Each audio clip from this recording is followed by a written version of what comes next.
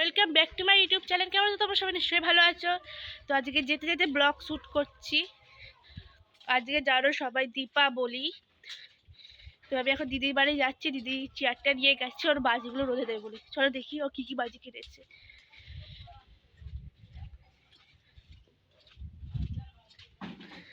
সকাল সকাল পুজো হয়েছে, পুজো করেছি।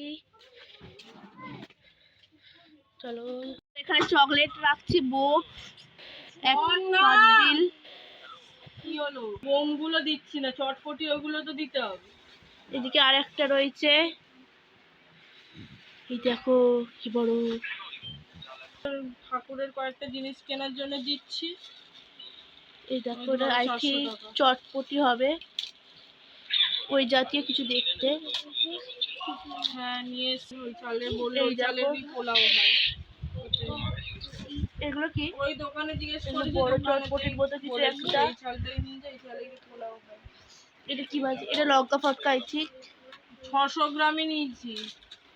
এই বুঝেছো? এখন প্লাস্টিক থেকে বার করছে।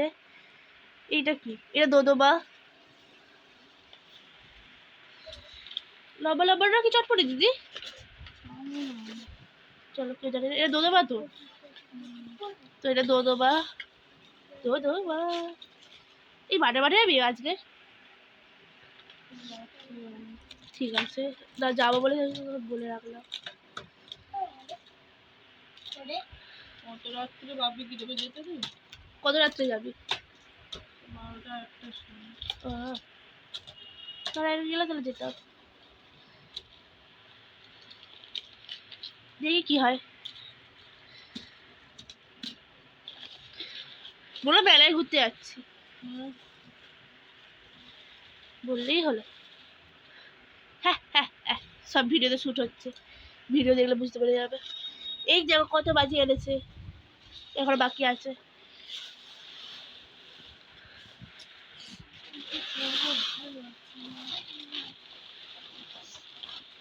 এই একটা প্যাকেটে রয়েছে। কিরে আসতে, এটা কি? এটা চটপটি, ওখানে লেখাই আছে চটপটি।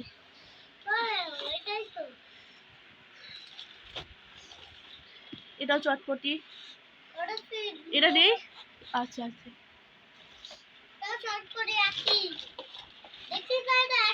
এটা চড়কা।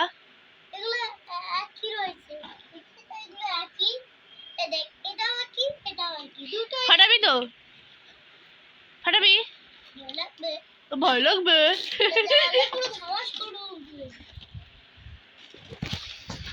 তো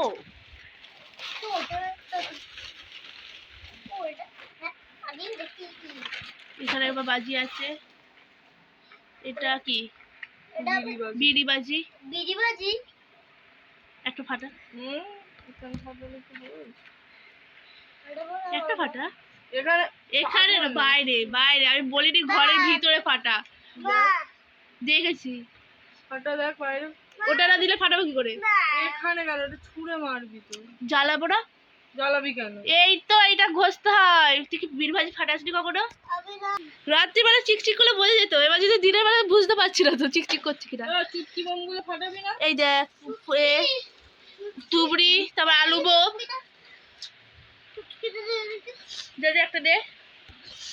এখানে তুবড়ি আছে, আর কি আছে? ওই যে একটা প্যাকেট তুলে দে, হয়ে যাবে। ঘরের ভিতরে না, বাইরে। কটা তুবড়ি এনেছে? 4টে। এটা কি? আর এটা ছুঁড়ে মারতে হয় আই থিঙ্ক। এটা কি? ওই দাদা শিখছে আবার।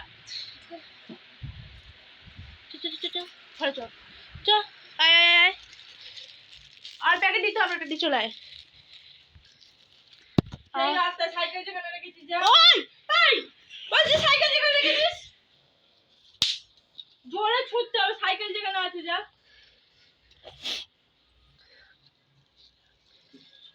এই ফর্সা দেখ পায়, ওই দেখ পড়ে গেছে।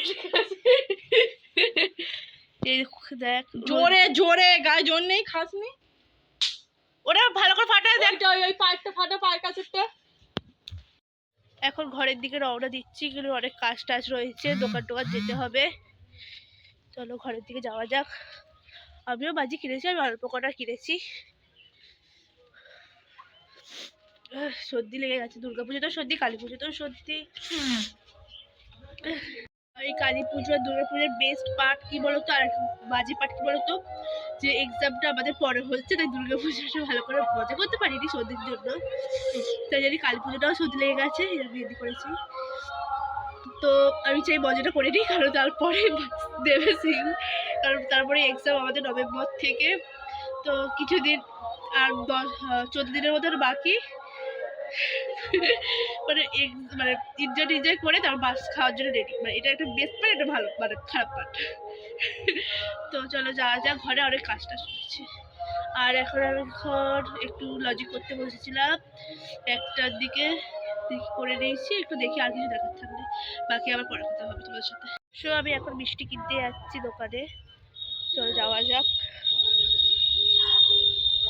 তো মিষ্টি কিনে ঘরের দিকে রওনা দিয়েছি। মিষ্টি দোকানে কি ভিড়! এসে আমি হেঁপে গেছি গাইস, হেঁপে গেছি বল। এইটা আমার ভাই বলে, মানে দিদির ছেলে। একটু যদি বলো তুমি দিদির ছেলেকে ভাই কেন বলো? তো আবার আই থিঙ্ক ভাইজি, বোনপো, ভাইপো, যেগুলো একটা কিছু হবে ভাই। তো অত কিছু বলে নেওয়ার ক্ষমতা নেই। তো নাম হলো দীপ্ত, ডাক নাম হলো তোজো, আর আমি ভাই বলে দিই। আমাদেরকে দেখে কেউ বলবে না আমি ওর বিবি হয়, ও আবার আই থিঙ্ক কে হয় যায় না, সম্পর্কের দিক থেকে কেউ বলবে না। আমরা সারাক্ষণ ঝগড়া করি, যেমন ভাই বোনের ঝগড়া হয় তেমন সারাক্ষণ আমাদের ঝগড়া হয়। তো সবাই মিষ্টি টিষ্টি কিনে আনলে, মিষ্টির দোকানে প্রচুর ভিড়, আর যা রোদ্দুর, তার মধ্যে আমার সর্দি হয়েছে ভাবো। ওই রোদ্দুরে আর ছাতা মাথা কিচ্ছু নিয়ে যায়নি, অবস্থা পুরো আমার খারাপ হয়ে গেছিলো। আমি একটু পাখা চালিয়ে শুয়ে পড়েছি। পরে মা আসুক, কী কী আনতে দিল সব এনেছি, দেখা যাক। তো দিদি ঘর থেকে সবজি টবজি দিয়ে এসেছি আমি, আর আমার সর্দিতে আমার অবস্থা এমনিতেই খারাপ হয়ে গেছে। তো এবার রেডি হবো আমার ঘরের জন্য। মা দিকে জোগাড় করেছে, আমি শুধু শুয়েই ছিল, ঘুমাচ্ছিলাম, শরীরটা প্রচণ্ড খারাপ, সর্দি, গলা ব্যথা। ওখানে দিদি ঘর যখন ধুয়ো দিচ্ছিলাম না, এত অস্বস্তি লাগছিল যেন কি বলবো। তার মধ্যে পাখা অফ করতে হয়েছিল, মানে কেমন একটা দিচ্ছিল শরীরটা। এসে পাখাগুলো চালালাম, সর্দি চলো আমি রেডি হই, দেখি কি করি আমি এখন। এখন শুধু নাইটি পরে রয়েছি, ওর ঘরে গিয়ে পুজোটা দিয়ে এসেছি নাইটি পরে। গলাটাও কেমন হয়ে গেছে, আওয়াজটা একটু ভারী ভারী বা এর লাগতে পারে। চলো রেডি হওয়া যাক। তো আমি এই কুর্তিটা পরেছি, খুব পিঙ্ক, আর রেডি হওয়া যাক এখন। আমি কিছু জিনিস নিয়ে বসেছি, কয়েকটা জিনিস মেলা থেকে কিনে এনেছিলাম রেডি হওয়ার জন্য। যেমন এই ক্রিমটা, যেটা ড্রেসের সাথে ম্যাচ করে আছে, কিন্তু পরবো না, দুটো আবার দেখে দিই। অ্যান্ড এই ব্রেসলেটটা কিনে এনেছিলাম, অ্যান্ড এই সেকেন্ড একটা ব্রেসলেট যেটা কিনেছি, যেটা বাটারফ্লাই ম্যাচ করছে। আর এই একটা ব্রেসলেট যেটা ড্রেসটার সাথে ম্যাচ করে যাচ্ছে। তো দিদি একবার দেখেছে, ওর কাছ থেকে ঘুরে আসতে, তারপরে ওর সাথে শেয়ার করছি আমি কীভাবে রেডি হচ্ছে। সরি আমি ভালো করে রেডি হয়ে দিই। আমাকে যেহেতু তাড়াতাড়ি করে রেডি হতে হবে, তার জন্যই আমি দিতে পারছি না।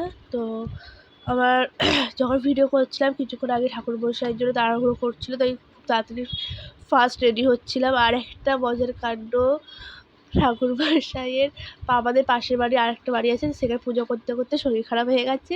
তো এখানে এসে বলছে আর পুজো করতে পারবো না, এসে আমাদের ওয়াশরুমে ঢুকে গেছে। তাহলে ভাবো, পুজো করতে এসে আমাদের ওয়াশরুম ইউজ করছে ঠাকুরমশাই। এসে বলছে আমি আর পারছি না পুজো করতে, আমাকে একটু ওয়াশরুমে যেতে যাবে। যার জন্য আমার মা উপোস করেছিল, আর হয়নি। তো আমি এখানে রেডি হচ্ছি, দেখে নাও কীভাবে রেডি হচ্ছে বেশ। আর এত সর্দি করেছে যে বিরক্ত লাগছিলো বসে থাকতে, তাই জন্য আমি দাঁড়িয়ে দাঁড়িয়ে রেডি হচ্ছি। তো আমি প্রথমে ভেবেছিলাম শ্যুটটাই করবো না, এত বিরক্ত লাগছিলো। তো বললাম না থাক, শ্যুটটা তো করে নিই, জানি না কীভাবে হ্যান ত্যান করে শ্যুট করে দিয়েছি। তার মধ্যে দিকে দেরিও হচ্ছিলো। তো আমি এখানে বিবি ক্রিম ইউজ করেছি, ফাউন্ডেশন ইউজ করতে চাইছিলাম, কিন্তু তাহলে না থাক, বিবি ক্রিমটাই ইউজ করে দিই। সো আমি এখানে বিবি ক্রিম ইউজ করি, তার আগে আমি ময়েশ্চারাইজার ইউজ করেছিলাম। তো আগে থেকে বলে রাখি, অ্যান্ড আমি এই কানেরটা পরেছি, কানেরটা এক্সচেঞ্জ করে দিয়েছিলাম।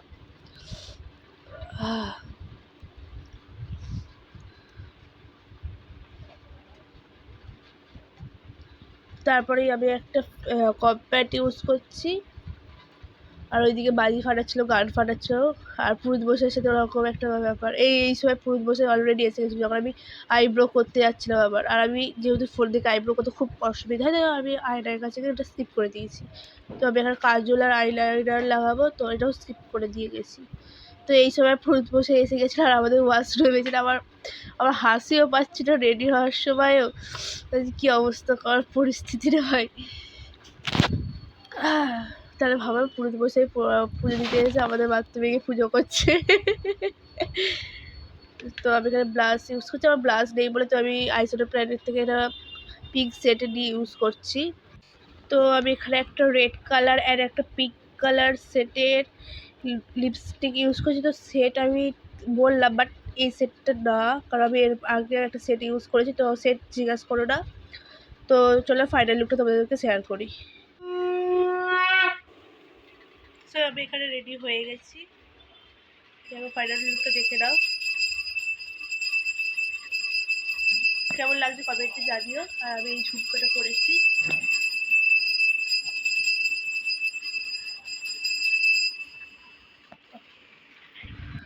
তো ঠাকুর বসে চলে যাওয়ার ফলে আমার মা এখন পুজো করছে, কি আর করার, যা হওয়ার হয়ে গেছে। আর শুধু মায়ের একটা উপোস করছিল, অঞ্জলিটা দিতে পারিনি। তো এখানে দিয়ে মা নিজে পুজো করে দিচ্ছে। তো আমি মার মুখটা আবার দেখানোর চেষ্টা করলাম, কিন্তু দেখাতে পারলাম না, কারণ মা পুজো করছে। আর যদি বলি মা দিয়ে তাকাও, তো এইসব রেখে চলো বাজি ফাটানো যাক, যেটার জন্য আসল।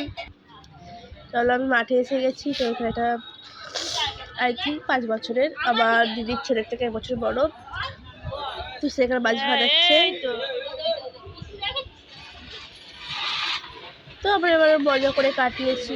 তো আমি বেশি বাজি ফাটাইনি, এখানে আমিও বাজি ফাটাতে স্টার্ট করে দিয়েছি। বাচ্চা দেখেছো, এখানে একটা স্লো মোশন শ্যুট করেছি 2 মিনিট। তো এইসব করতে করতে বেজে গেছিলো, রাত্রি হয়ে গেছিলো। এসে খেয়ে দিয়ে আমি শুয়েছি, মারা শুয়ে পড়েছিল, তারপর আমি শুয়েছিলাম। আমার শুধু শুধু 11:30 বেজে গেছিলো। আরও দেরি হতো, কিন্তু আমি আর দেরি করে বাইরে থাকিনি, সো আমি ঢুকে গেছিলাম ঘরেতে।